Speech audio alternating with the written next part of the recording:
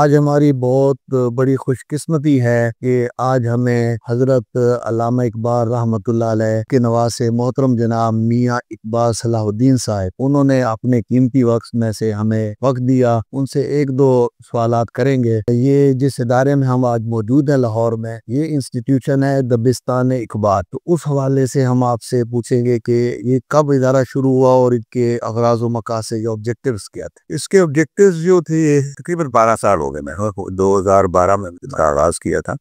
Doctor جدید اقبال یہ ہمارے پیٹرن ان چیف تھے، اور اس کو بنانے کا مقصد یہ تھا کہ علامہ کے جو افکار ہیں ان کو اپنی اوریجنل پیورٹی نے نوجوانوں تک پہنچایا جائے. کیونکہ ہماری جو دوسرے ادارے ہیں یا کچھ سرکاری ادارے ہیں، وہ تو ہم نے یہ دیکھا ہے کہ وہ اقبال کے نظریات کو اتنا وہ پھیلاتے ہیں جتنا ان کو سوٹ کرتا ہے. اس وجہ سے اس کی اہمیت علامہ کی جو فکر کی ہے وہ اپنی اصلی حالت میں جو ہے باثر ہونی چاہیے ٹو دا نیکسٹ جنریشن.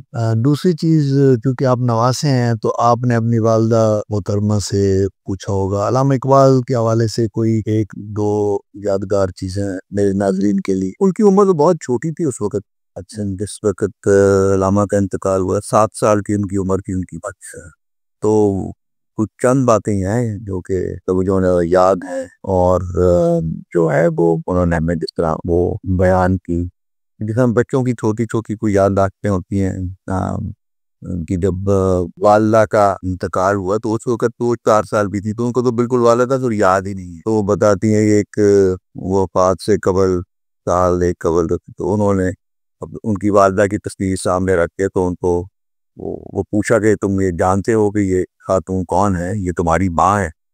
تاکہ وہ مطلب کہ شاید اپنی زندگی میں وہ کہتی کہ بتانا چاہتے ہیں کہ میں اپنی ماں کو بالکل بھول ہی نہ جاؤں گا. اس قسم کی جو چیزیں ہیں. دوسرا، ان کا والد کے ساتھ ان کی بے پناہ محبت بھی تھی، اور ان کی آخر میں جب نظر کمزور ہو گئی ہوئی تھی تو انہوں نے وہ مسز ڈورس کو انسٹرکشن دی ہوئی تھی کہ ان کو آپ وہ لال رنگ کا لباس پہنائیں جس سے مجھے پتہ لگ سکے کہ یہ جب آتی جاتی ہے یا سامنے میرے کھیل رہی ہو. ماشاءاللہ، آپ کا بہت بہت شکریہ، آپ نے ہمیں ٹائم دیا ہے. تو جب بھی آپ برمنگھم یوکے میں تشریف لائیں، میرے ہمیشہ ہمارے اسپیشل گیسٹ ہوں گے.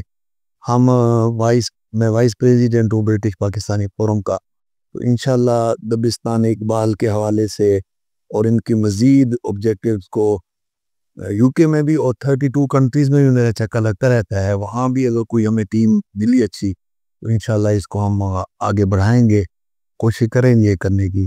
بہت بہت شکریہ، مہربانی. مائی پلیجر.